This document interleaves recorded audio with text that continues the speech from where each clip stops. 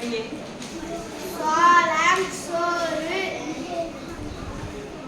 பற்கள், பந்தம், போர்வை, போட்டி, மோதிரம், மோர், தாடி, தடை. தாடியா? குரில் தானே சொல்ற, அப்படியே தாடின்னு படிக்கிறேன். தடி, தடை, பட்டை, பட்டை, துளைவு. துளைவு சொல்லக்கூடாதுன்னு சொன்னேன். என்ன எழுதி சொல்லணும்? தொலைவு.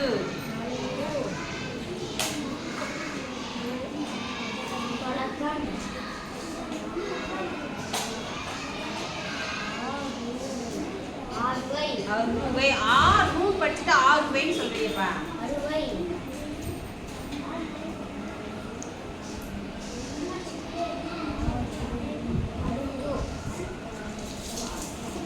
பகல், படையல், இதழ், உலக்கை, மரம், மத்தளம், கண்,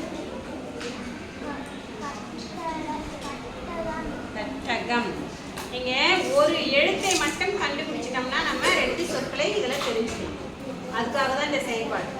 இங்க எழுத்தும் தெரியணும், சொல்லும் தெரியும். எழுத்தும் தெரியணும், சொல்லும் தெரியணும். தெரிஞ்சாதான் இந்த இடத்துல எந்த எழுத்து வரும் அப்படிங்கிறத நம்மளால என்ன செய்ய முடியும்? எழுதணும். சரியா?